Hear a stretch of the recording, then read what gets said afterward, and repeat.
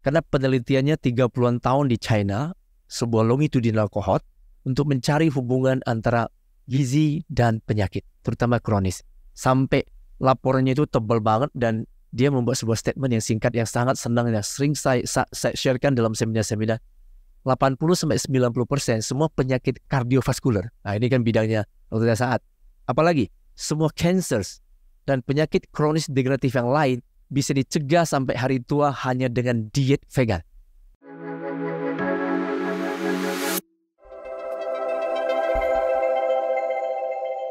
Sahabat Bethsaida yang saya kasihi, pada kesempatan siang hari ini saya Dr. Dasat Mulijono, Direktur Jantung, Bagian Intervensi Rumah Sakit Bethsaida, dengan senang hati akan membahas masalah atau topik yang sangat menarik ya. Terutama di akhir-akhir ini kita banyak mempublikasikan mengenai data-data kegunaan daripada plant-based diet ya.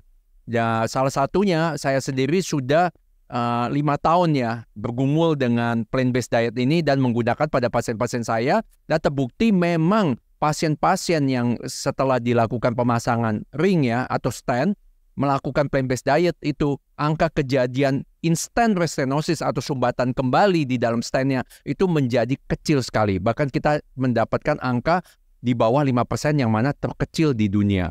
Yang kedua adalah pasien-pasien yang sumbatannya belum begitu besar, kita rekrut untuk mengikuti plant-based diet, ternyata sumbatan itu dapat mengalami regresi.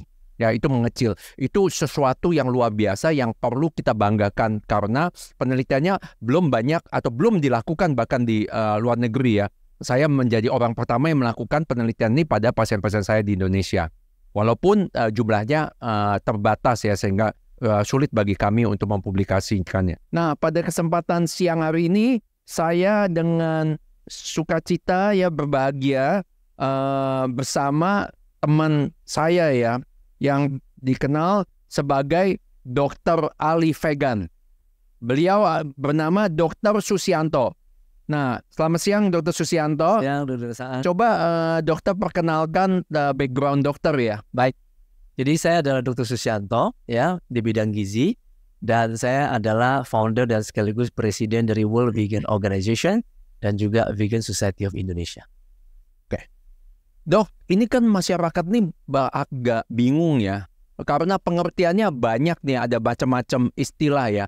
Ada istilah vegetarian atau vegans, ada istilah lacto vegan, ada yang istilah pesco vegan, dan ada istilah plant-based dieter. Nah, coba dokter perjelas lagi definisi ini bedanya apa aja ya? Baik, jadi vegetarian itu adalah pola makan yang mengonsumsi nabati atau kita sebut plant-based ya, nabati plus telur dan susu.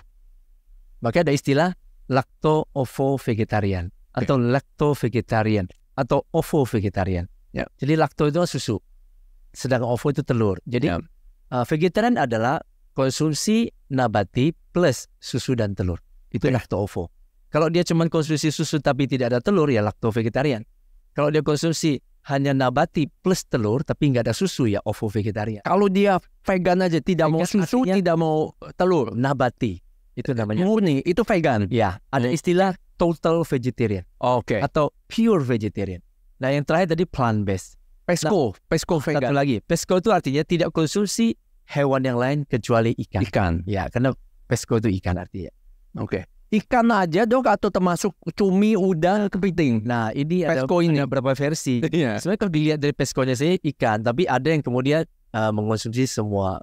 Oh, jadi seafood. Ya. Oh, Tapi ada yang benar-benar cuma ikan. oke. Ya, jadi dia nggak konsumsi seafood yang lain. Nah, yang terakhir kan tadi tentang Plant-based ya. Nah, plant-based setahu saya, tahun 80-an, Profesor Colin Campbell, dia adalah dosen saya di Gizi UI. Ya. Ya, artinya apa tuh? Apa? Saya cucu murid. Sepuh ya. Sepuh tentang plant-based ya, kaki guru ya.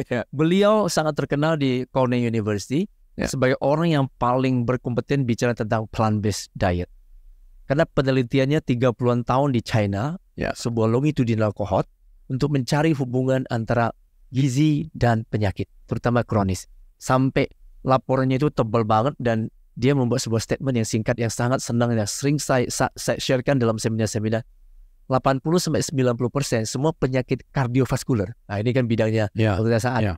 Apalagi semua cancers dan penyakit kronis degeneratif yang lain bisa dicegah sampai hari tua hanya dengan diet vegan. Waktu itu beliau mempopulerkan kata plant-based untuk refer ke vegan, 100% nabati. Tapi belakangan ini terjadi distorsi definisi, saya bilang. Kalau kita lihat di media sosial, sekarang definisinya apa? Plant-based. Lebih banyak nabati, artinya big amount of plant-based food, but also a small amount of animal food. Artinya dia nggak total vegetarian, masih diperbolehkan kalau mereka sedikit konsumsi hewan, dan itu tidak sama dengan vegetarian. Tidak sama dengan vegan. Itu seperti di diet kita, Dok, yang kita anjurin ya, kita sebut denutri. Kita angkanya 90 strip 10, 95 strip 5. Nah, jadi kita masih memperbolehkan makan hewani, tapi di diet kita cukup ketat, Dok. Kita nggak, kalau bisa hindari daging merah. Kalau bisa. Ya, ini sesuai dengan, sekarang sudah masuk di guideline, Dok. Guideline 2023 American College of Cardiology, American Heart Association. Masuk plant-based. Dimasukin di situ. Dia bilang ini diet yang the best untuk pasien-pasien dengan penyakit jantung, terutama penyakit jantung koroner. Nah, jadi kita masih membolehkan, kita boleh ikan pun, Dok, ya. Kalau yang kita bolehkan tidak boleh digoreng.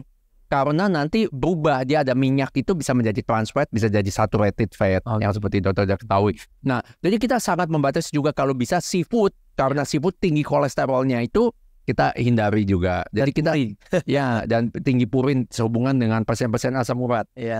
Dok, masalah dengan vegan nih, banyak pasien-pasien selalu ketakutan, Dok. Kalau kita plant-based aja kita sebutin ya, plant-based diet. Karena itu yang direkomendasikan oleh American College of Cardiology. Basicnya sebetulnya bukan karena vegan tidak sehat, Dok, ya. Tapi orang masih kepengen punya nafsu makan enak, Dok. Jadi mereka kepengen kadang-kadang seminggu sekali makan sedikit steak, makan sedikit ayam, makan sedikit ikan gitu, Dok, ya. Bukan karena sehatnya, tapi karena kepengen itu ya, kita perbolehkan 5-10%. Banyak orang bilang kalau kita ikut plant-based diet itu, kita akan kekurangan protein. Coba dokter jelaskan, apa betul itu? Jadi memang ini sesuatu yang sangat, saya boleh tanda petik menyesatkan. Contoh kasus, protein kacang kedelai itu 34%. Ayam cuma berapa? 23.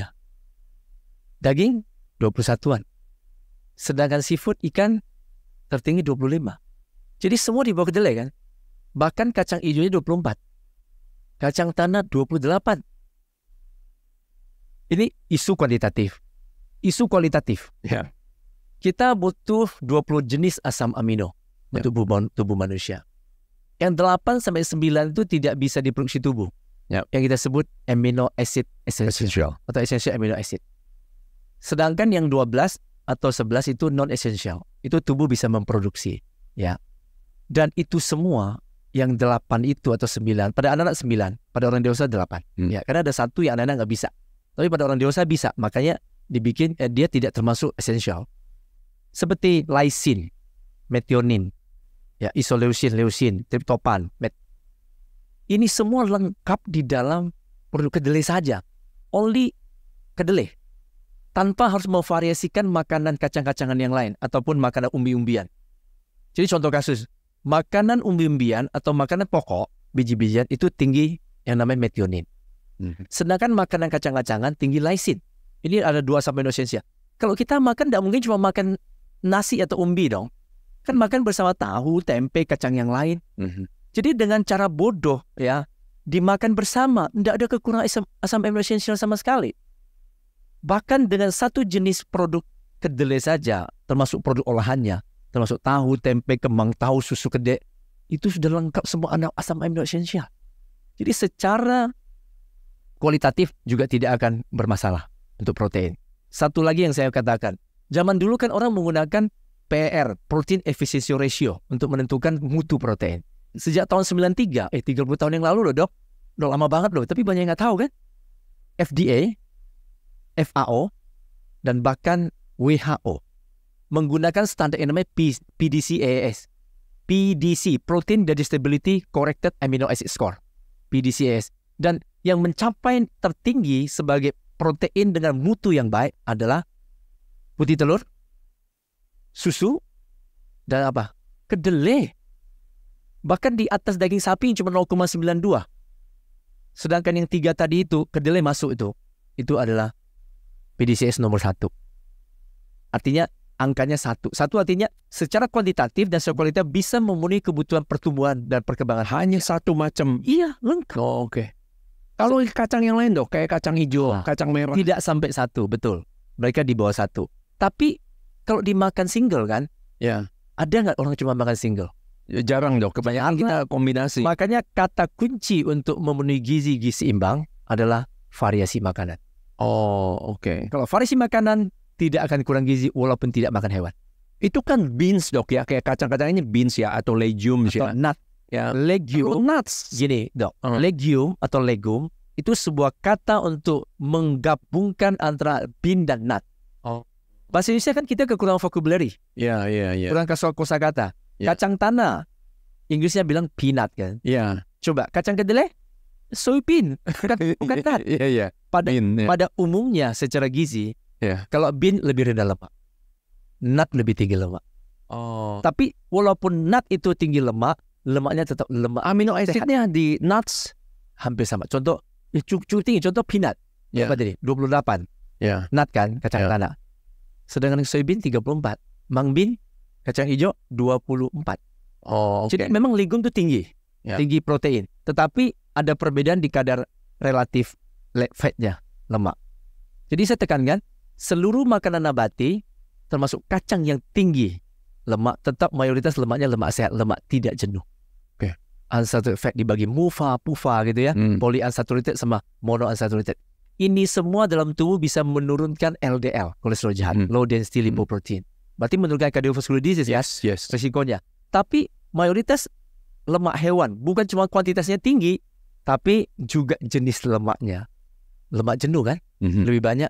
Dan lemak jenuhnya ada lagi bedanya sama lemak jenuh di santan. Santan memang lemak jenuh, tapi medium chain, kita mendengarnya MCT, medium chain fatty acid, atau secara ilmu kimianya medium chain fatty acid. Tapi di lemak hewan sudah saturated long chain fatty acid. Contohnya stearat sampai 18 karbonnya. Lauric acid yang 55% di minyak kelapa itu sekitar 12 C-nya. Jadi yang tinggi itu yang mudah menjadi kolesterol jahat dalam tubuh, LDL. Berarti meningkatkan risiko kardiovaskular. Tadi jumlah, misalnya kita mau makan tempe ya untuk menggantikan makanan hewani, jumlahnya berapa banyak dok? Atau kacang hijau berapa banyak gitu sehari berapa? Secara berat yang sama, kan kita udah tahu 100 gram daging sekitar berapa? Itu sebetulnya saya bilang 21 itu sudah yang tinggi loh. Dia bisa berkisar dari 9 loh. Daging babi itu rendah loh. Jadi mungkin sapi dan yang lain agak lebih tinggi, tapi maksimal juga di 21. Ayam berkisar juga dari 16 sampai sekitar 23. Seafood termasuk ikan juga 16 sampai 25. Berat yang sama loh ya. Nah dengan berat yang sama kita makan kedelai. Berarti berapa gram dok? Kalau misalnya kurang 100 lebih. gram. 100 gram. Oh gini, dalam 100 gram kita sudah mendapatkan kalau di kedelai ya 34%. Berarti berapa? 34 gram kan? Ya. Kalau di daging sapi sekitar 18,5. Itu setara dengan tempe. Kemudian daging ayam juga sekitar 18, sekian. Lalu kambing cuma 16,6. Artinya kita mengonsumsi 100 gram tempe mendapatkan sekitar 18 sekian gram protein. Mengonsumsi 100 gram daging sapi yang sama dapatnya juga segitu 18 sekian. Tapi kalau mengonsumsi 100 gram daging kambing hanya dapat 16,6. Lebih rendah kan? Iya. Itu jadi perbandingan seperti itu. Dokter selama pengalaman ini ada gak menemukan orang yang mengikuti diet plant based ini tapi dia kekurangan protein? Belum pernah. Nggak pernah. Kalau mikronutrien itu ya. Jadi kayak vitamin dan mineral. Kalau yang namanya makronutrien atau gizi makro, karbohidrat, protein, lemak malah berlebih. Bukannya berkurang. Nah, dok, orang selalu menghubungkan plant-based diet ya, terutama kacang-kacangan ini, kemudian sayur-sayuran. Nggak, dok, nanti takut asam urat, dok. Asam urat, dok. Coba jelasin, dok. Saya akan bicarakan 2 penelitian yang sangat menarik. Ya. Jadi secara umum kan kita tidak makan asam urat, yang kita makannya purin. Dan purin ini adalah salah satu jenis asam amino, ya. Dan asam amino purin ini paling tinggi bukan di sayur-sayuran, bukan di kacang-kacangan, bukan di makanan nabati lah intinya. Karena kadar purin secara rata-rata dalam makanan nabati itu makanan vegan atau plant based itu hanya 9 sampai 100 mg dalam 100 gram sampel. Tapi dalam 100 gram sampel hewan, produk hewan mengandung antara 100 sampai 1000 mg. Artinya berapa? 10 kali kadar purin lebih tinggi di hewan daripada nabati. Yang purin ini dalam tubuh baru dimetabolis, salah satu hasil metabolismenya adalah asam urat atau uric acid itu. Jadi sebetulnya lebih berpotensi asam urat tinggi yang kemudian bisa jadi GORD dan segala macam itu kan, inflamasi. Itu justru makanan hewani dan memang betul paling tinggi itu di jeroan sama seafood. Nah banyak orang konsepnya dibilang ayam aman, nggak ada asam uratnya, nggak ada. Padahal ayam ada, tapi memang lebih rendah bebek. Bebek lebih tinggi. Tapi lebih tinggi daripada kacang-kacangan. Secara umum kan memang hewani 10 kali lipat. Oke. Itu ada di textbook ilmu gizi loh. Iya. Pengalaman saya sih yang pasien-pasien saya dok yang diubah, malah asam uratnya turun dok. Makanya, ini kan pengalaman dokter terhadap pasien. Lalu pengalaman pribadi kita pribadi. Oke lah, kita sampelnya nggak cukup lah ya. Kita anggap ini adalah testimoni lah atau case study. Ya studi kasus. Tapi yang benar-benar penelitian yang sangat representatif, yang sangat memenuhi kebutuhan sampel minimum secara umumnya hitungan biostatistik gitu ya. Profesor Dr. Arsiniati dari FK Unair, Surabaya. Penelitian beliau adalah intervensi tempe selama 3 bulan tidak menaikkan asam urat. Oke. Lalu yang menarik, waktu saya ikut seminar, saya bicara juga, diundang jadi pembicara di seminar internasional untuk produk kedelai. Saya diundang bicara tentang penelitian S3 saya tentang B12 tempe. Sedangkan salah satu profesor, kalau saya nggak salah ingat, Profesor Ko namanya, dari NUS, National University of Singapore. Penelitiannya longitudinal cohort 5 tahun. Dengan hipotesis begini, saya masih ingat banget, karena itu menarik, jadi saya ingat sekali. Penduduk Singapura yang tinggi konsumsi tahu akan memiliki kadar asam urat darah lebih tinggi daripada penduduk Singapura yang rendah konsumsi tahu. Ternyata setelah 5 tahun penelitian kohort tidak terbukti, hipotesisnya tidak terbukti, malah lebih tinggi asam urat pada kelompok penduduk Singapura yang rendah konsumsi tahu. Dok, pasien-pasien bilang, dok, itu saya dengar tetangga saya vegan, tapi kena jantung. Tetangga saya vegan kena stroke. Tetangga saya kolesterol tinggi vegan. Kira-kira vegan model apa sudah? Yang bisa tinggi-tinggi gitu. Saya kira dia bukan vegan. Dia masih vegetarian. Terutama vegetarian lacto-ovo. Ya.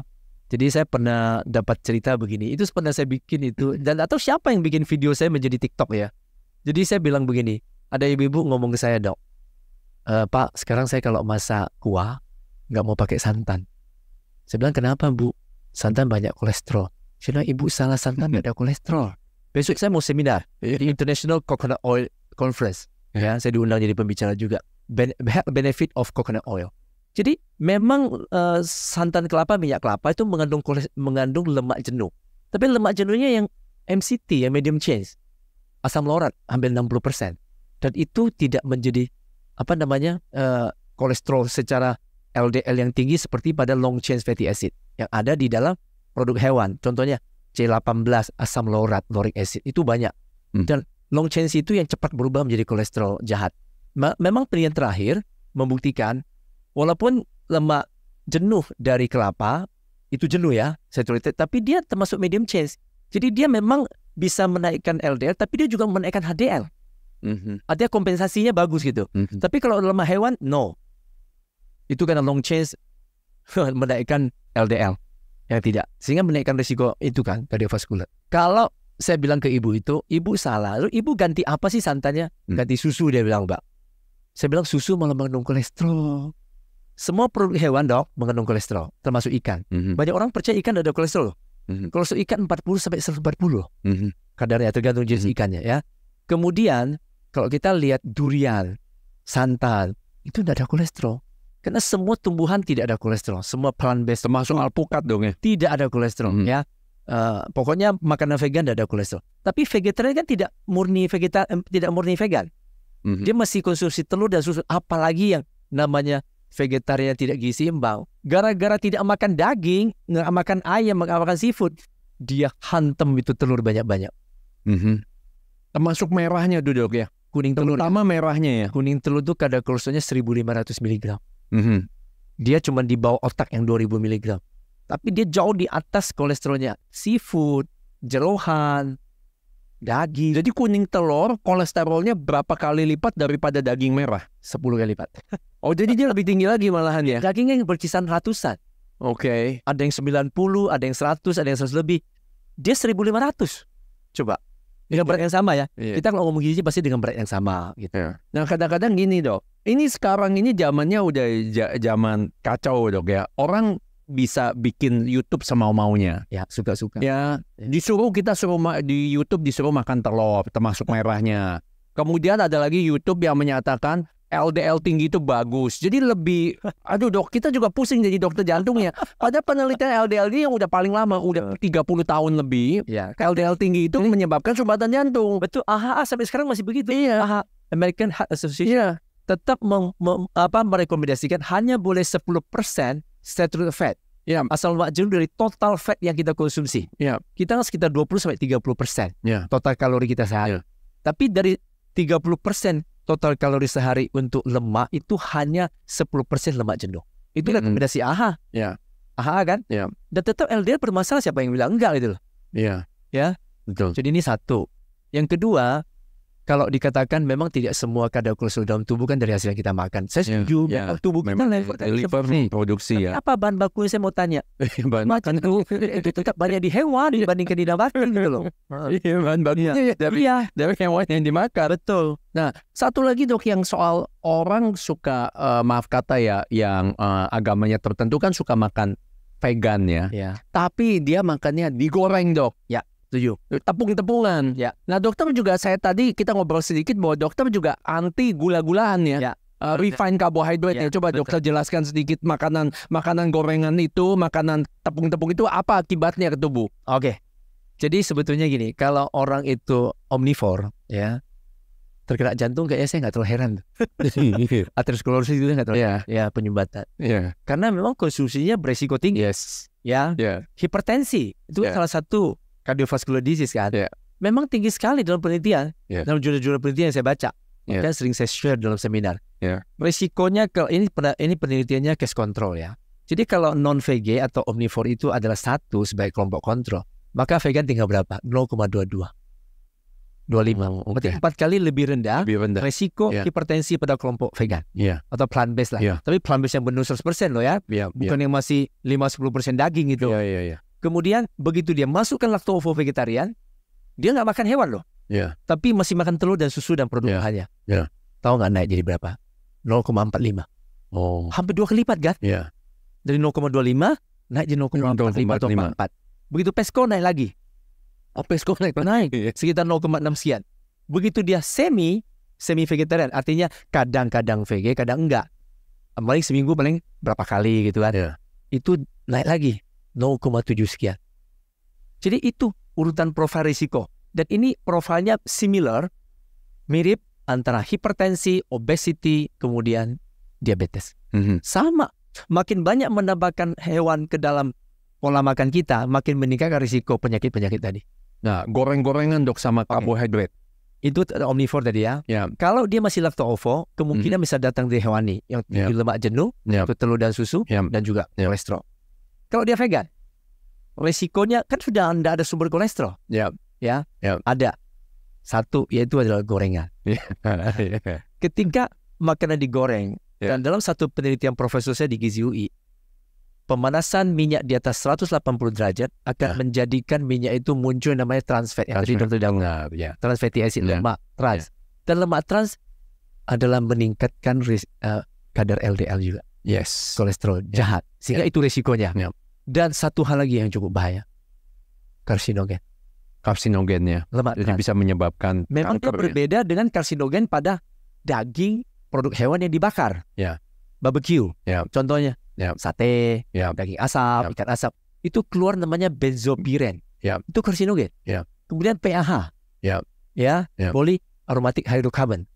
Kemudian satu lagi HCA. Heterocyclic amine. Kalau digoreng suhu tinggi keluar apa? Metilkolantrin. Itu karsinogen. Makanya kami sangat menganjurkan vegan whole food. bukan processed food. Gula processed food. Dan gula bisa menyebabkan inflamasi. Jadi yang kami ajarkan makan itu karbohidratnya kompleks. Apa contohnya? Tepung dok. Tepung sudah Itu refined carbohydrate. refined. Ya. Istilah kerennya proses lah. Ya, proses. Refined sama artinya sudah diproses. Refined sugar, refined flour gitu ya.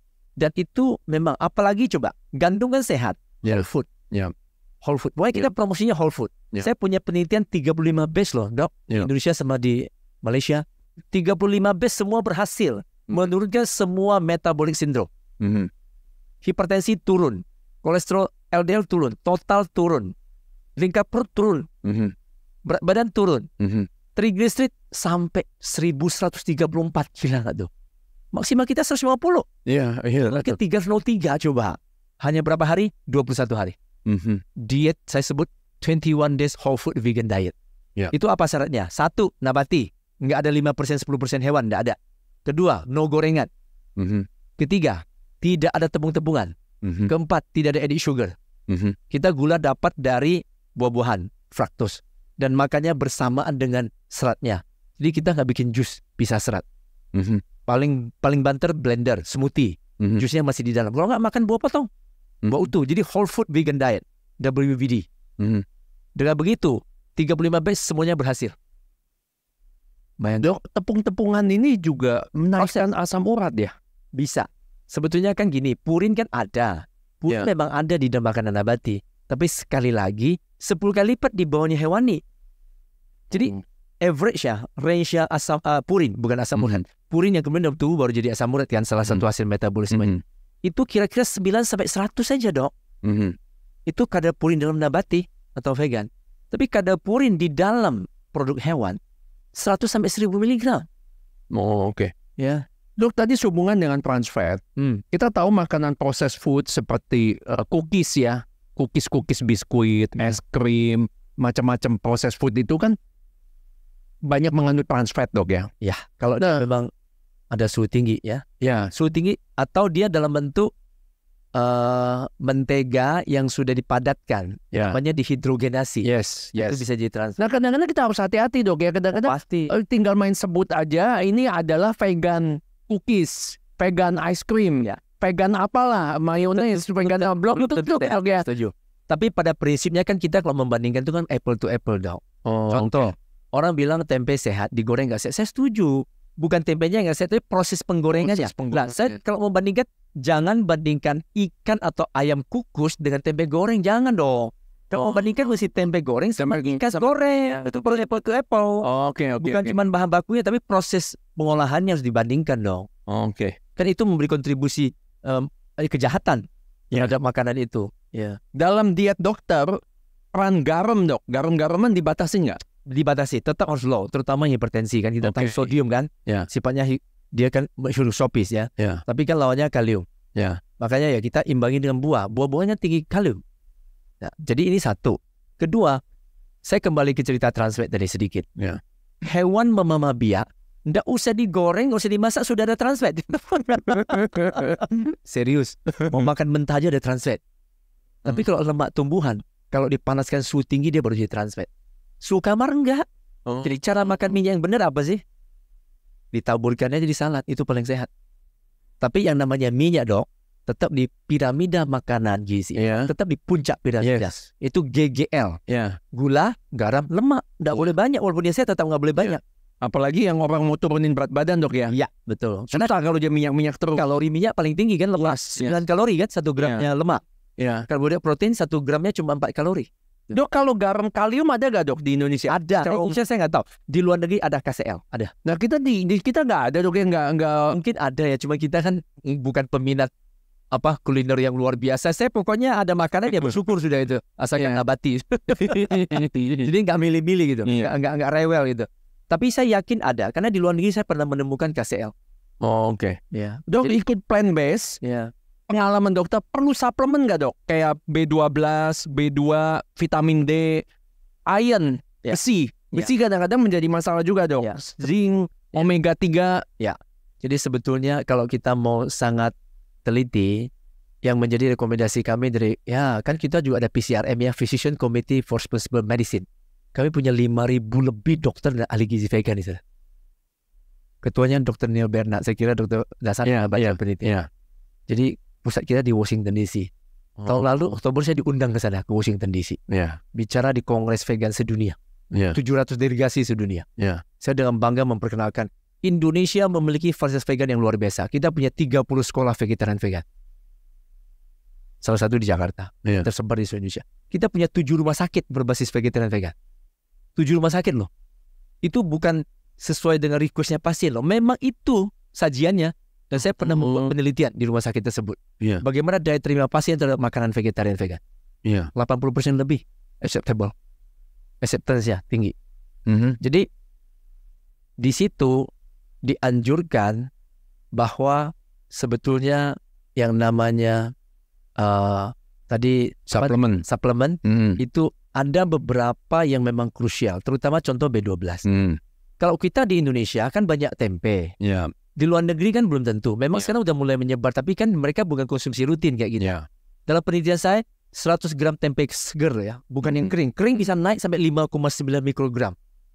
Tapi yang basah yang fresh saja, kan kita jarang makan yang kering kan. Kita makan yang sehari-hari dong. Yang basah fresh seger 3,9 mikrogram B12 cyanocobalamin.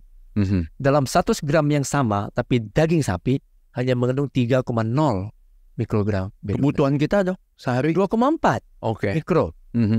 Itu AKG lama. AKG baru mereka naikin lah sampai 4 lah. 4. Tapi 2,4 itu bukan artinya kebutuhan tubuh kita 2,4 loh. 1,2 mikro. Karena asumsinya 50% absorpsinya. Jadi kalau kita makan 2,4 yang keserap 1,2. Jadi masih cukup. Nah, coba tempe tinggi banget kan. Kemudian Profesor Watanabe di Jepang penelitian seaweed, tapi seaweed yang basah juga, bukan yang udah dikeringkan. Karena kenapa kering kurang? Karena B12 termasuk volatil, sama kayak asam ascorbat, vitamin C. Itu volatile vitamin. Jadi kalau karena kering kan mesti suhu tinggi dong. Dia agak menguap, banyak yang hilang. Dalam penelitian 1/3 hilang B12 kalau digoreng. Begitu juga isoflavon tempe. Digoreng hilang 1/3. Kalau kalsium dong. Nah, kalsium ini bukan isu yang utama. Jadi yang paling penting terusnya cuma B12 ngomong jujur. Tapi anjurannya, saya selesaikan B12 dulu ya. Walaupun mereka negara-negara yang kurang makan katakanlah miso, natto yang fermentasi kayak tempe. Tapi miso kita nggak bisa makan banyak karena dia adalah bentuk bumbu. Tapi tempe kan bukan bumbu, tempe itu lauk loh. Makan 4 potong tempe kecil aja udah 100 gram. Jadi mudah memenuhi kebutuhan protein sebetulnya. Kita hanya butuh 0,8 gram protein per setiap kilogram berat badan. Jadi kalau saya 70 kilo, saya hanya butuh 56 gram. Saya makan tempe 4 potong kecil aja udah hampir 20 gram saya dapat. Udah hampir separuh kan. Jadi nggak susah, kita masih makan yang ini, makan sana. Jadi satu hal yang sangat penting, makanan pokok juga mengandung protein loh, jangan salah loh. Kita dulu pikir waktu di sekolah ya. Cuman kalau makan nasi, makanan pokok, jagung, kentang itu hanya dapat karbo. Tidak ada. Di jagung ada 8% protein. Tidak sedikit loh. Coba. Ya kan? Jadi gampang memenuhi kebutuhan proteinnya. Jarang dengar orang itu kurang protein walaupun vegan. Kecuali dia nggak mau makan. Jadi ini dok, B12 pilihan terakhir baru suplementasi. Masih ada satu cara kalau bukan makanan, fortifikasi. Fortifikasi itu lebih aman daripada suplementasi. Karena suplementasi dosis tinggi. Bisa berisiko kan untuk ginjal, untuk liver. Tapi fortifikasi sesuai kebutuhan AKG kita, angka kecukupan gizi. Ada tuh dok, udah ada tempe fortifikasi. Bukan tempe, B12 fortifikasi ke macam-macam makanan. Contoh sereal, udah ada untuk breakfast sereal. Susu soya, susu almond, susu oatmeal itu semua fortifikasi. Tulis di situ. Ada kadar fortified. Baca di nutrient fact-nya ada B12. Itu lebih aman ya dari suplemen ya. Tidak terlalu tinggi, ini sesuai kebutuhan tubuh aja. Kalau kita mungkin 2,4 tadi ya. Di situ ada 0,5 100 mili. Kalau satu gelas 2,5 250 cc kan. Sudah kali 0,5 kali 2,5 udah hampir 1, berapa? 1,6 kan? Betul ya? Betul. Dok, kalau tempenya tadi kan dokter sangat ahli nih soal tempe. Pasien-pasien ributin tempenya itu dia mau bukan digoreng dok, tapi dia mau air fryer. Itu aman nggak dok? Air fryer lebih aman daripada goreng. Ada bisa rusak nggak dok zat apanya? Tergantung suhu. Kalau suhu tinggi B12 memang hilang, tapi nggak hilang total. Goreng saja cuma hilang 1/3. Isoflavon tempe kayak genistein, glisitin, daezen itu untuk antioksidan. itu juga hilang sepertiga. Oh, nah dokter sendiri biasa makan tempenya diapain dok? Saya lebih suka disemur. Disemur Ya, Oh, atau ditumis. Tumis masih lebih aman daripada goreng. tumis lebih aman daripada goreng. Karena suhunya rendah. Daripada air fryer mending mana? Ya, air fry kalau tinggi juga memang bisa berkurang. Tumisnya pakai apa dok? Ya dengan air. Oh, bukan minyak ya? Kalau mau sedikit minyak yang masih mau silakan. Tapi semur boleh tambah minyak kok. Ya. Kalau nggak bikin kuahnya, bikin sup enak kok. Bikin sup. Bahkan ya, kalau mau lebih hebat, kalau tempenya kita yakin ya. Kalau saya buat tempe sendiri, saya yakin itu higienis. Atau beli yang memang bisa dipercaya. Ya. Sebenarnya tempe nggak higienis bukan tempenya. Cuma dia taruh di tempat yang tidak higienis. Mungkin ada lalat, ada debu. Itu yang kita khawatir. Bukan tempenya. Tempenya betul kalau dia jadi pasti dia aman dikonsumsi. Bisa dibikin smoothie. Smoothie tempe. Bisa campur kacang-kacangan.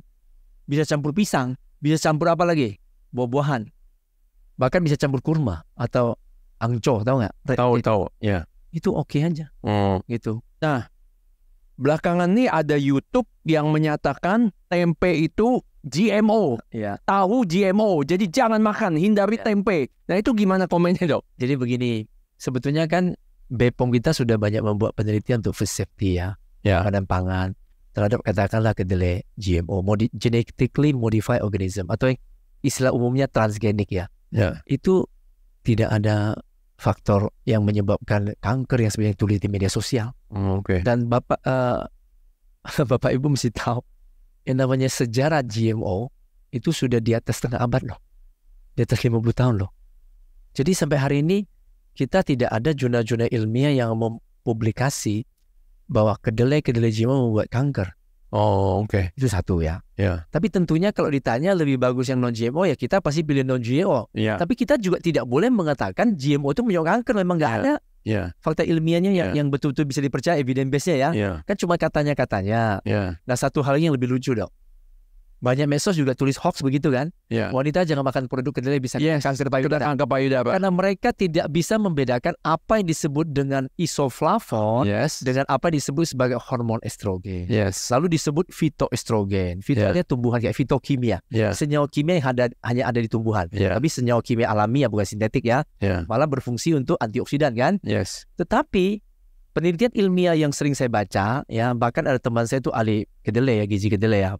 Profesor di Mac Messina ya. Di situ banyak penelitiannya dan salah satunya yang sering saya baca bukan cuma kedelai itu bisa mencegah dan menurunkan resiko kanker payudara sampai 30%. Malahan menurunkan ya. Diterbitkan di Journal of American College Nutrition. Ini bukan dari Profesor Mac Messina. Lalu yang lebih kerennya lagi, ada penelitian lagi. Pasien-pasien kanker payudara yang sudah sembuh, artinya yang cancer survivor. Konsumsi kedelai mencegah terjadinya recurrent, kekambuhan. Seperti tadi yang Dr. Dasat bilang, pasien-pasien sudah pasang ring, sudah pasang stent, dikasih pola makan diet nabati atau katakanlah mendekati nabati, 90%, 90% yang plant-based, mencegah sumbatan kembali. 5% kan? 5% tidak terjadi kan? Recurrent kan? Sama. Penelitian jurnal-jurnal yang saya baca yang banyak. Pasien-pasien kanker payudara sekalipun, bukan yang belum kanker loh, yang sudah pasien loh, udah cancer survivor. Tetap konsumsi produk kedelai malah mencegah jangan sampai terjadi recurrent. Coba. Itu keren banget gitu loh. Lalu Profesor Mac Messina meneliti ada 50 perlakuan untuk laki-laki. Anak laki-laki jangan minum susu kedelai. Bisa banci katanya. Padahal yang mereka sebut fitolog itu bukan hormon estrogen, itu isoflavon. Aktivitas hormonnya cuma 1/100. Dia bagus untuk ibu-ibu yang praменopause atau yang sudah menopause, postmenopause. Dia mencegah jangan sampai terjadi terlalu banyak keluhan-keluhan menopause, hot flash lah, keringat lah, kepanasan lah, risiko jantung naik, risiko apa tuh namanya? Dia bukan diabetes, osteoporosis ya. Hipertensi, cancer, mame. Itu semua kan meningkat risiko bagi ibu yang sudah menopause. Keluhan-keluhan menopause. Dan konsumsi produk kedelai bukan cuma tempe ya, tapi tempe memang paling bagus. Antioksidan tempe yang dalam bentuk genesin, glisitin sama dextrin itu meningkat aktivitas setelah dia fermentasi jadi tempe dibandingkan ketika dia kedelai. Absorb bioavailability, kekuatan tubuh kita kemampuan tubuh kita untuk menyerap mineral, kalsium, besi dan lain-lain di dalam tempe termasuk protein lebih tinggi pada tempe dibanding kedelai. Dok, plant-based perlu suplemen omega 3 gak dok? Misalnya kalau yang natural seperti flaxseed, seed-seedan itu perlu gak dok? Ya. Jadi sebetulnya kalau kita bandingkan kuantitasnya, omega 3 ikan asam linolenatnya itu maksimal hanya sekitar 12,5%. Ya, 15,5 sorry. Sedangkan chia seed, tahu chia seed kan? Itu sekitar 17, sekian. Lalu flaxseed, biji rami 22,5. Jadi secara kuantitas omega 3 flaxseed lebih tinggi daripada chia seed lebih tinggi daripada ikan. Dan ada satu hal dok yang sangat penting. Omega 3 ikan maupun omega 3 dalam tumbuhan, chia seed, flaxseed itu tidak thermal stable. Artinya tidak tahan panas. Ada beberapa jurnal penelitian saya baca, ketika ikan digoreng, omega 3-nya rusak 70-80%. Oh, kalau di tim, ya, agak lebih boleh, tapi lebih rendah. Tetap ada yang hilang karena itu tak tahan panas. Benar, dia nggak tahan panas. Kalau kita makan omega 3 dari chia seed, gimana caranya? Chia seed kan kayak selasih. Iya, tapi dia bukan selasih. Bukan. Masukin ke air kan? Iya. Ngembang dong. Iya. Minum, nggak ada yang rusak. Suhu kamar. Oke. Di samping kuantitasnya tinggi, juga dia tidak perlu diproses pemanasan. Dok, sayuran lebih baik organik. Banyak kan orang bilang organik. Nah, kadang-kadang kita mana tahu sebenarnya organik apa nggak, dia ngakunya organik. Satu dia ini. Nah, bagi dokter ada pembedaan nggak dok? Organik, non-organik, hidroponik, gimana dok sayur-sayuran? Tetap. Jadi kalau kita mau jujur, residu pestisida atau pesticide residu memang karsinogen. Itu benar. Tetapi jangan salah. Kandungan residu pestisida pada daging 14 kali lebih tinggi daripada sayur buah. Orang kan cuma nyalain sayur buah, karena dianggap di pertanian, di perkebunan disemprot kan. Tapi itu kan di permukaan. Bisa kita. Saya sudah tulis 8 buku gizi vegan, termasuk untuk ibu hamil, ibu anak vegan, termasuk untuk umum dan berbagai penyakit. Cara mencuci residu pestisida di sayur buah: direndam di air, dikasih jeruk nipis, dikasih garam. Jeruk nipis menaikkan solubility pesticide. Pesticide itu kan, saya sering analisa pestisida di laboratorium. Itu ada organoklorin sama organofosfat. Dua jenis yang utama. Dua-duanya soluble in water, larut dalam air. Jadi, tapi meningkat solubility-nya kalau kita kasih asam. Jadi, jangan pakai yang kimia dong. Pakai yang alami aja, jeruk nipis. Jeruk nipis. Ya, garam bisa membunuh kuman kan? Oke? Iya. Anti lemon bisa dok, lemon boleh, tapi lemon kan lebih mahal. Sama lah, itu satu family lah dia. Jeruk nipis, lime itu kan. Nah, dengan cara cuci seperti itu ya, kemudian kita bilas di air yang mengalir, kan rendam dulu lah 5 menit gitu ya. Kemudian dicuci lalu dibilas, jangan dibilas di baskom, dibilas di air yang mengalir, tap water. Itu bisa 90% lebih hilang residu pestisidanya. Kayak yang dokter dasar bilang. Nah, saya percaya nggak sih itu organik? Jangan-jangan enggak. Udah beli mahal 2 kali lipat. Taunya enggak organik. Bukan 2 kali dok, 10 kali lipat. Enggak lah, ada enggak. Kadang-kadang bisa di supermarket mahal sekali yang organik. Tapi buktinya apa gitu. Makanya, jadi cara cucinya seperti itu. Kalau hidroponik dok? Nah, hidroponik itu dia separuh dari organik. Kalau organik kan tidak menggunakan pestisida kimia dan tidak menggunakan pupuk kimia. Kalau si hidroponik, dia sudah tidak pakai pestisida kimia, tapi masih menggunakan pupuk kimia. Yang paling terbaik adalah aquaponik. Pernah dengar? Belum. Ini istilah baru. Aquaponik. Jadi hidro kan air. Aqua juga air kan? Tapi dia kenapa pakai istilah baru? Ingin membedakan dia adalah organik full, tanpa tanah. Mediumnya selalu air, tetap tidak pakai pestisida kimia kayak hidroponik, tapi hidroponik masih pakai pupuk kimia. Dia pakai pupuk kandang, kompos. Oke. Aquaponik. Ya. Di mana tuh dok dijualnya? Ya coba cari, udah banyak. Pakai pupuk kandang ya? Ya. Oke. Dok, tadi sedikit dokter sebutin untuk wanita hamil dan anak-anak. Plant-based. Bahaya gak dok? Dari segi kekurangan protein, nanti dibilang bayinya gak tumbuh, otaknya gak tumbuh, nanti kekurangan vitamin A, B, C, D, E, segala macam gitu. Itu gimana tuh dok? Saya tanggal 18 ini, kami diundang untuk bicara di jurusan gizi di UI. Akan berbicara tentang bagaimana alternatif protein dan makanan gizi lah ya pada intinya ya, plant-based untuk masa-masa kritikal. Jadi kalau untuk yang orang dewasa apa itu orang udah gak terlalu khawatir lah. Ini untuk ibu hamil, ibu menyusui, balita, kemudian lansia. Tapi saya kira lansia juga nggak disinggung. Mungkin lebih ke ibu hamil, ibu menyusui sama balita. Dan ini semua udah kami teliti. Sudah diteliti. Tesis S2 gizi saya di UI meneliti tentang perbandingan status gizi antara balita vegetarian vegan dengan balita non-vege. Tidak ada perbedaan yang signifikan. Lalu ada penelitian lagi, ada berapa tesis yang kebetulan saya pengujinya. Dan ada satu lagi penelitian disertasi S3 di FKM UI kita. Di 6 kota. Penelitian kohort 15 bulan. Ketika ibu mulai hamil konsepsi, diikuti sampai dia partus, dia melahirkan. Ikuti lagi 6 bulan sampai dia ASI eksklusif. Apa yang terjadi? Jangan kaget. Berat rata-rata lahir bayinya dari ibu yang vegetarian vegan dengan ibu yang non-vege lebih tinggi yang ibu yang vege. Bahkan mencapai ada satu bayi yang 4,2 kilo. Ini dengan sampel yang cukup ya. Kalau studi kasusnya udah banyak. Ada satu suami istri vegan, anak keduanya 1, 2, 3 vegan. Tapi waktu yang kedua, dokter kandungan memvonis berat janinnya kurang sesuai usia kehamilan. Saya kasih formula tempe yang hasil penelitian saya. Tahu nggak apa yang terjadi? Lahir 4,7 kilo. Tanpa ibunya diabetes. Sampai dia minta saya kasih nama ilmiah yang berkaitan dengan tempe untuk anak ini. Anaknya laki, saya kasih nama Genestin. Karena Genestin itu adalah salah satu antioksidan, termasuk isoflavon yang tinggi di dalam tempe. Aktivitasnya meningkat setelah jadi tempe. Di kedelai juga ada, di tahu ada. Tapi aktivitas antioksidannya tidak setinggi di tempe. Jadi cara prosesnya juga berbeda. Genistein. Genistein. Glisitein. Dexein. Kalau di situ kan glisitin, dexen, gitu aja. Sampai betul loh saya kasih nama itu dan sampai sekarang namanya itu Genestin. Dan isoflavon itu disalahpahamin dok sebagai hormon estrogen yang meningkatkan risiko kanker payudara. Pada penelitian ilmiah konsumsi produk kedelai malah turunkan 30% risiko kanker payudara. Dok, untuk itu ada Profesor Kim R. Williams. Dia itu mantan dari Presiden American College of Cardiology.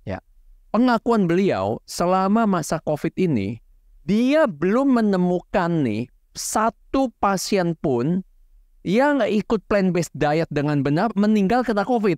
Dokter ada nggak pengalaman orang ikut yang benar makanannya dalam hal ini plant-based diet atau vegan meninggal kena COVID? Ada nggak dok? Dokter? Belum ketemu. Di Indonesia tidak ada teman kita yang vegan yang meninggal kena COVID. Ini dokter confirm ya? Confirm. Nggak ada yang meninggal kena COVID ya? Kita punya komunitas. Oke. Soalnya pasien saya juga ikut vegan belum ada yang meninggal kena COVID. Tapi yang vegetarian susu telur ada. Oke. Yang murni nggak ada dok ya? Saya pribadi nggak pernah dapat. Jadi saya belum alumni COVID. Padahal kena COVID. Saya belum alumni COVID. Berarti belum pernah kena COVID. Belum pernah kena COVID ya? Walaupun saya tuh bepergiannya sering banget gitu. Dokter belum pernah kena COVID. Saya dicolok udah mungkin udah berapa puluh kali itu karena saya keliling terus seminar walaupun saat COVID. Tapi setelah mulai perjalanan. Kalau yang ditutup total kan kita nggak bisa pergi sama sekali. Begitu mulai dibuka walaupun dengan tes antigen, saya sudah mulai jalan. Iya kayak Colin Campbell. Beliau kan udah tua kan? Udah mau 90-an. Saya menemani beliau aja waktu seminar di Singapura, di NUS, kemudian di sebuah seminar umum. Dia aja udah 80 tahun lebih waktu itu. Sekarang udah 90 belum kena COVID. Pasti udah 90 belum kena COVID. Dan istilah dia sehat dong. Luar biasa perlindungannya. Dok, peran pemerintah dalam hal ini. Apa masukan dokter kira-kira? Kita udah tahu nih benefitnya. Udah tadi saya katakan sudah begitu banyak datanya bahwa plant-based diet ini berguna untuk hampir semua penyakit yang dasarnya inflamasi. Termasuk penyakit jantung, hipertensi, kolesterol tinggi, penyakit. Bahkan pasien-pasien kita yang ginjalnya jelek pun membaik dengan... Memang banyak gunanya sekarang. Dulu orang takut kan, harus protein hewani. Terus dietnya, yang terutama yang CKG. Ternyata enggak, sekarang boleh di kombinasi. Nah kadang-kadang sedih dok. Kita udah ngomongin nih bahwa ini ada bukti ilmiahnya dari tadi salah satunya Neil Barnard ya banyak mempublikasikan mengenai kegunaan dari plant-based diet ini untuk pasien-pasien dengan kelainan ginjal terutama yang masih ringan atau sedang. Nah tetapi begitu dok pasiennya ketemu dokter ginjal dilarang makan makanan plant-based, disuruh lagi makannya kembali lagi ke diet yang umum-umumnya. Nah, dulu dokter waktu di UI, waktu kuliah, itu gimana sih dok ya? Waktu itu kan gizi umum aja ya. Waktu itu bukan plant-based ya, gizi umum ya. Umum dok, kita belajar gizi umum. Sampai hari ini itu dok? Tetap sama. Cuman kami penelitiannya tentang gizi vegan. Waktu di disertasi atau tesis. Nah itu sampai hari ini belum diubah kurikulum. Enggak. Tapi sekarang saya kan ngajar S2 juga di Stikers. Saya masukin ilmu-ilmu tentang gizi nabati kepada mahasiswa S2 saya. Responnya gimana? Oh bagus. Mereka sangat menghargai. Karena selama ini memang nggak ada di kurikulum aja. Begitu kita berbicara, kan kita seorang ilmuwan saintis itu kan berpegang pada scientific evidence base. Yes. Saya bukan omongan Susianto, itu kan saya cuma penyampai. Saya cuma menyampaikan hasil penelitian. Ya, ada beberapa ada penelitian saya, tapi beberapa kan penelitian orang. Kayak baru-baru ini kami di kampus dapat hibah lalu penelitian tentang nugget tempe untuk balita stunting. Ternyata meningkatkan berat badan dan tinggi badan balita stunting dengan sangat signifikan loh. Tahu nggak p-value-nya berapa? 0,0000. Padahal untuk public health research atau study, p-value di bawah 0,05 sudah signifikan. Untuk clinical trial mungkin harus di bawah 0,01 ya. Tapi p-value kami 0,0000 coba. Tidak mesti mahal-mahal dengan protein hewani kan? Dok, orang masih konsep pikirnya maunya hidup ini cuma sementara, mau makan enak dok. Nah, ada gak dok yang solusi untuk kita plant-based diet, restorannya makanannya enak, sehat dan enak. Gimana tuh dok? Ada. Maaf bukan promosi ya. Boleh saya sebut namanya? Dr. Susianto Wellness Vegan Center. Di mana dok? Kita ada di Pik sama di Gading Serpong sini. Apa dok menunya contohnya dok? Memang ada gorengan tapi sedikit optionnya. Bagi yang tadi dokter Desat bilang, yang masih pingin makan enak. Tapi makanan kita yang non gorengan tetap enak dan sehat. Apa contohnya? Tantangan kita adalah bagaimana membuat makanan sehat dan enak. Kan dalam konsep manusia itu yang umum adalah makanan enak tidak sehat. Yes. Sedang makanan sehat tidak enak. Jadi tantangan kita adalah challenge-nya kita adalah bikin makanan yang sehat tapi enak, plant-based, vegan tapi enak. Contoh di situ ada yang namanya apa tuh? Sate, tapi sate yang tak dipanggang, yang tidak dibakar, dari jamur. Tempe yang kami bikin apa? Bikin dengan spaghetti. Tempe dengan spaghetti. Dan spagettinya kejunya keju vegan. Tidak menggunakan susu sapi. Kemudian apa lagi? Kita bisa bikin sup-sup di sana. Sup sehat. Enak. Dengan ramuan-ramuan. Tapi vegan. Kemudian kita juga ada yang namanya apa tuh? Laksa. Laksa. Santannya. Saya udah bilang santan tuh kan tidak sebahaya. Santan tidak ada kolesterol. Tetap kita nggak kasih banyak. Santan itu manfaatnya luar biasa loh. Besok saya mau bahas tuh di kongres minyak kelapa. Serius. Jadi benar-benar dia ada antimikrobal. Santan tuh atau minyak kelapa tuh antimikrobal loh. Sebagai tempe ada antimikrobal juga loh. Kemudian dia bisa untuk kesehatan rambut, kulit dan dia ada asam laurat yang cukup dominan 55-60%. Dan itu adalah asam lemak sehat yang ada di ASI, itu lauric acid. Lauric acid manfaatnya banyak sekali. Dia memang lemak jenuh tapi lemak jenuh rantai menengah. Dalam tubuh langsung jadi kalori dok. Bagus untuk anak-anak yang kurang gizi, kurang kalori. Dia tidak menjadi serta-merta masuk ke sel-sel lemak atau kolesterol. Dia langsung berubah jadi, dia tidak perlu bantuan di lever prosesnya. Langsung ya. Itu lemak lauric acid yang ada di santan. Berbeda jauh dengan lemak jenuh yang ada di hewan yang rata-rata rantai panjang. Long chain, biasa di atas 14 karbonnya. Kalau lauric acid kan cuma 12 C-nya karbon. Dok, makanan fermentasi dok. Kenapa? Dokter anjurin nggak? Fermentasi cara yang baik untuk anti nutrien. Contoh, di dalam kedelai kan ada sedikit namanya asam fitat, phytic acid. Dan asam fitat itu memang anti nutrien. Dia bisa menghambat penyerapan besi, kalsium di dalam tubuh. Kalau kita makannya kedelai yang belum difermentasi. Tapi ketika difermentasi jadi tempe, asam fitat dirubah jadi senyawa lain namanya inositol. Sama kalau nggak salah 4 molekul asam fosfat. 6 molekul asam fosfat H3PO4. Saya ingat banget, saya tulis dalam disertasi saya soal itu.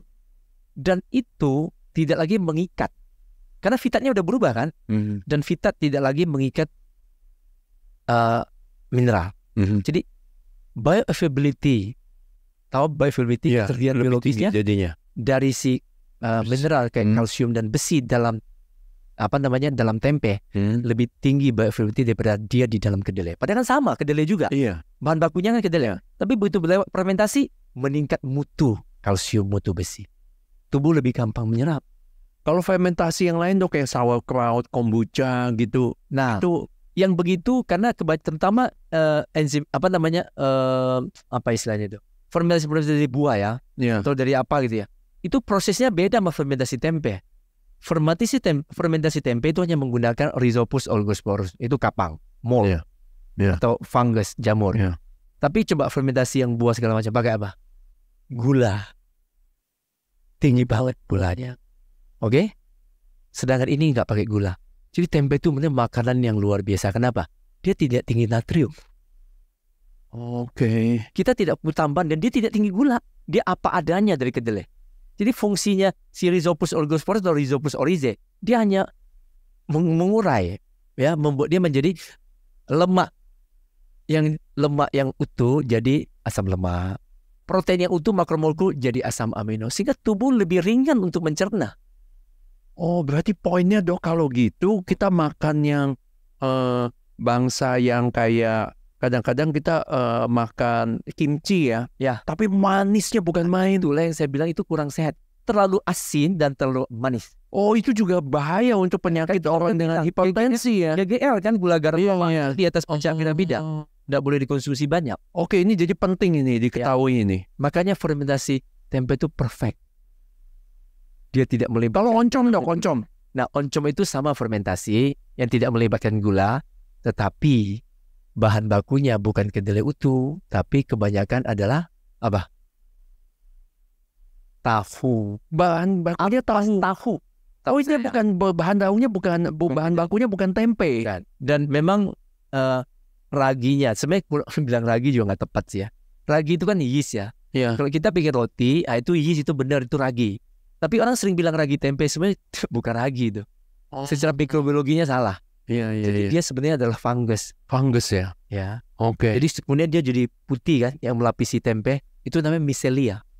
Makanya saya kok bercanda, kasih nama anak micelia, panggilnya misel atau lia. Jadi itu justru jamur baik membantu digestion. Jadi bahan bakunya kedelai untuk tempe itu sudah sangat bagus gizinya. Tapi yang satu itu yang saya dengar ya, saya belum pernah bikin oncom sih. Kalau tempe saya sering bikin. Memang dia punya, kita bilang starternya lah ya, tempe starter, karena bukan ragi sih. Jadi starter buat si bikin oncom itu berbeda dengan tempe. Tempe kan Rhizopus, dia jenisnya lain.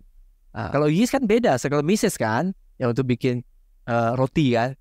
Tetapi bahan bakunya dia bukan kedelai utuh untuk oncom. Yang tempe dokter kan nggak pakai GMO kan? Enggak, kita non GMO dan organik. Belian di mana Dok? Di Indonesia ada, import juga ada. Import juga ada yang non GMO dan organik. Nah, ini di mana? Di supermarket? Oh, maksudnya membeli tempenya? Ya, tempenya dokter yang ini. Ada di beberapa outlet, tapi lebih banyak orang order langsung. Order langsung? PO.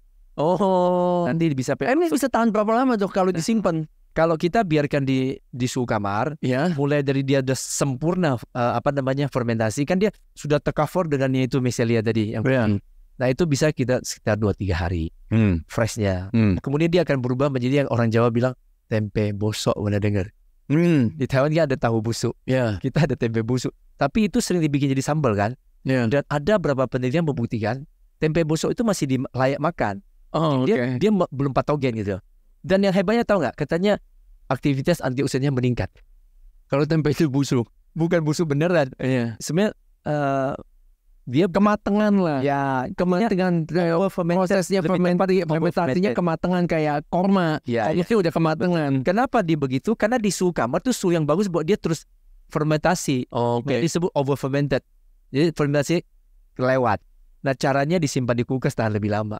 Kenapa? Di kulkas di bagian apanya kulkas Dok? Di bawah saja. Itu karena suhu kulkas itu kan lebih rendah, mungkin 5 derajat atau kadang 3 atau 2. Karena suhunya rendah itu memperlambat dia punya fermentasi. Berapa lama Dok tahan? Bisa seminggu 10 hari. Tapi kalau masuk ke freezer tahan 6 bulan. Boleh dimasukin freezer? Boleh. Boleh. Kan itu cara mereka ekspor tempe ke Jepang, ke Korea, ke Amerika.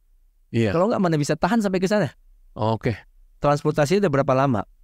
Nah, tadi Dr. Dasat sempat menyinggung masalah peran pemerintah kan. Saya kasih tahu. Ini satu informasi kabar gembira. kami kan organisasi vegan kami kan ada MOU sama Kemenkes. Ya. Dan saya sering membantu sosialisasi germas, gerakan masyarakat hidup sehat, ya, ke seluruh dinas kesehatan, baik itu provinsi, kabupaten, kota, ya. Dan yang satunya adalah penting nomor 2, yaitu apa? Konsumsi sayur dan buah. Itu poin kedua. Nanti terus ada cek kesehatan lah, tidak alkohol, tidak merokok lah, gitulah. Itu kan ada 7 poin germas. Dan yang proses sayur buah ini menarik. Karena menurut hasil riset kesehatan dasar Kementerian Kesehatan, ini berapa tahun yang lalu punya data lah, saya belum baca yang baru. Itu kalau besar 5 tahun sekali ya riset itu ya. Itu penduduk Indonesia yang cukup makan sayur buah itu cuma 6,5%. 6,5%. Sebagian besar tuh di atas 90% kurang makan sayur buah. Saya pernah seminar di umum, di mana-mana saya tanya siapa yang tiap hari makan sayur buah, nggak ada yang tunjuk tangan tuh. Itu sayur buah itu maksud berapa banyak, Dok? Berapa gram? Yang cukup. Nah ini. Berapa gram? Nah ini yang menarik. Kalau dulu kan kita pakai porsi. Jadi 2-3 porsi adalah buah-buahan. Atau 2-4 lah ya. Kemudian 3-5 porsi itu sayur-sayuran. Nah itu patokan. Tapi kan masyarakat umum bingung satu porsi apa sih? Lalu satu porsi sayur itu berapa? Tahu ya. Kan bingung antara sayur mentah sama sayur matang beda lagi kan. Nah terus akhirnya kan 4 sehat 5 sempurna udah dihapus sejak tahun 93. Nah, tapi masih sekarang ada yang ngajarin 4 sehat 5 sempurna konyol kan. Gitu loh ya. Padahal sudah 30 tahun lalu loh, sudah mengalami perubahan yang namanya pedoman gizi seimbang beda makanan. Kemudian tahun 2014 menjadi tumpeng gizi seimbang. Kemudian terakhir tahun 2017. Itu apa? Isi piringku. Di Amerika namanya My Plate. Di isi piringku coba ya. Inilah kontribusi Kemenkes untuk makanan sehat gizi seimbang. Dengar baik-baik. 1/3 isi piring adalah makanan pokok. Tidak wajib makan nasi. Tapi orang Indonesia kalau nggak makan nasi belum makan ya. Makan rendang. Boleh ganti dengan jagung, umbi-umbian ya. Atau beras merah. Bahkan sagu. Saya kan baru pulang dari Ambon. Bagus, masih makan sagu sebagian besar. Ya, nasi putih malah kalah loh. GI-nya lebih tinggi loh. GI nasi putih itu 56 loh. Cukup tinggi loh. Ya. Dia kalah sama karbohidrat kompleks yang lainnya. Ya, seperti kayak ubi jalar. Itu masih di bawah 50. Ya, ubi kayu, kemudian keladi atau talas, jagung ya. Itu bagus sagu. 1/3 lagi sayur-sayuran. Lalu sisa 1/3 kan dibagi 2. 1/6. 1/6-nya buah-buahan. Jadi makan sayur mesti 2 kali lipat lebih banyak daripada buah-buahan. Sayur-sayuran 1/3 kan? Kemudian 1/6. Sisa 1/6, oke lah, kita nggak usah bicara vegan, nggak usah plant-based, nggak usah bicara vegetarian. Bicara umum. Separuhnya adalah lauk pauk hewani, separuhnya lauk pauk nabati kan? 1/6 dibagi 2, 1/12 dok. 1/12 kalau kita hitung adalah 8%. Jadi artinya apa? Sekali makan gizi seimbang, panduan umum loh dok, ini bukan panduan vegan loh ya. 92% berbasis nabati, plant-based. Sudah sama dengan yang dokter anjurkan pada pasien-pasien di rumah sakit. Berapa tadi? 5-10% kan? Ini cuma 8%. Program pemerintah ini. Itu dari Kemenkes. Saya kirim nanti isi piringkunya. Tapi jarang didiskusikan dok ya. Karena tidak dipopulerkan. Saya yang populerkan. Dokter juga jarang yang ngajarin ini dok. Ya kenapa sih nggak disampaikan? Dia sendiri nggak sanggup dok. Dokternya nggak sanggup makan begitu dok. Kita sering bilang dari SD kita udah belajar peribahasa. Mencegah lebih baik daripada mengobati. Prevention is always better than cure. Semua orang tahu. Tapi nggak kita praktekin. Dok, thank you banget. Ini siang hari yang sangat berharga untuk saya dan pasien-pasien kita banyak belajar. Sama-sama. Tadi banyak menjawab tentang hoax-hoax ya yang sering tersebar ya, yang nggak ada bukti ilmiahnya, sangat disayangkan. Jadi maka itu kita panggil, kalau kita mau belajar kita panggil ahlinya. Ya dalam hal ini kita panggil dokter ahlinya dalam bidang gizi, dalam memberikan pengarahan tentang makanannya sehat. Oke, saudara-saudara yang terkasih, sahabat Betsaida, saya rasa cukup sekian acara ini. Nanti kapan-kapan kita sambung lagi. Terima kasih.